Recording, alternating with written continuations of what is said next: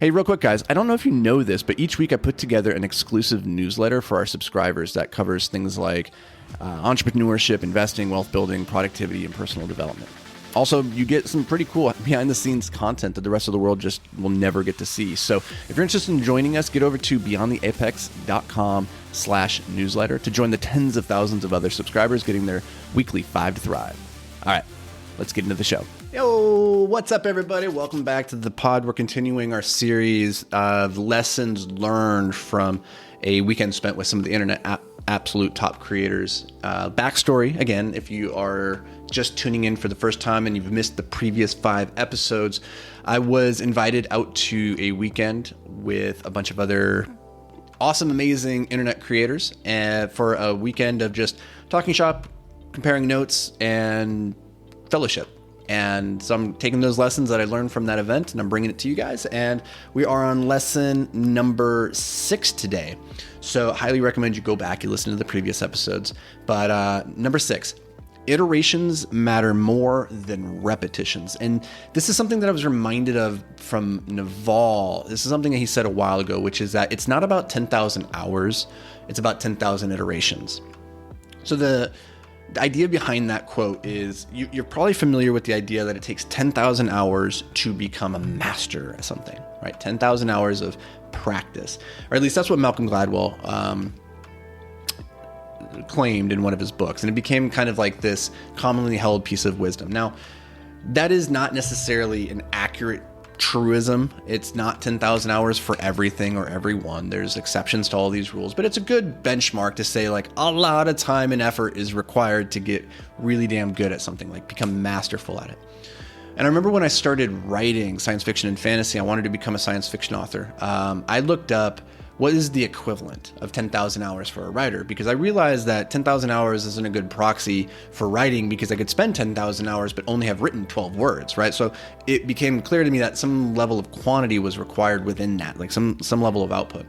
And what I found was consistently people would talk about how you need to write a million shitty words before you start to discover the words inside of you that are worth actually sharing, and you figure out your voice and how to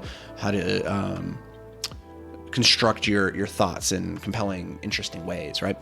And so with that knowledge, I was like, I want to get through that period as quickly as possible, that million words. And so I sat down with the goal that I was going to write 3,000 words every single day for the next year, which worked out to roughly about 1 million words. And interestingly, my first book was published a year and a half into my journey. So 6 months later, that would have been about 1.5 million words at that point. I was starting to get to the good words, and it corresponded with my first book. So there's some truth in that idea. Now, one of the things Naval talks about here is that it's not about 10,000 hours, it's about 10,000 iterations. And something that I was doing during that writing period was not just, recycling, like just writing. I was writing and then reflecting and getting feedback and then trying to iterate and trying to improve and rewrite sections and say, okay, how do I take this sentence and rewrite it in this voice or that voice? How do I do this in a more dramatic way, a more comedic way?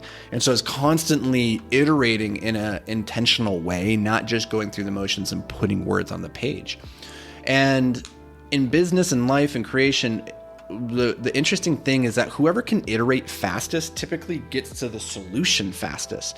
And so the goal that we need to optimize for is how do we get through as many iterations as quickly as possible? And I was reminded of this at this creator event, talking to these guys like Ed from Film Booth. Yes, he studies YouTube channels like thumbnails and titles and all of these things at an obsessive level. And one of the things that I realized from guys like him and Charlie Hoopert, who runs Charisma on Command, is like a channel with 6 million subs, is that these guys are testing every little thing. They're testing their title and different words, different structures, different capitalization, different periods and grammatic flourishes. They're testing everything inside the thumbnail, from the color of this to if they do a close-up shot of a woman's head, does that get more clicks? Or if it includes cleavage, or a guy, if he's in a suit and he's smiling or he's not smiling, which one gets more clicks?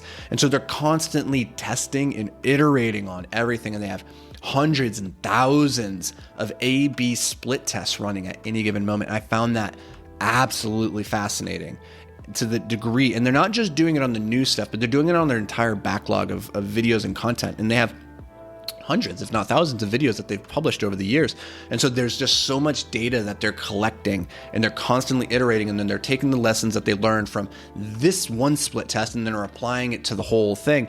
And they're getting incremental improvements, 0.1% better each and every single time, which compounds in a very quick, meaningful way that I think we often take for granted. And so if you want to be the best at what you're doing in your business, you have to be obsessed with the iterations and the testing of every little variable. This goes back to one of the other lessons that I shared, is that the best are obsessed. They're obsessed with every little detail and doing it to the best of their ability every single time, never phoning it in, never going through the motions. And this was just another example of this, is that iterations matter more than repetitions. So I hope this brings you a little bit of value. As always, thank you so much for being here. I'll catch you back around these parts tomorrow. But until then, stay hyper-focused, my friend.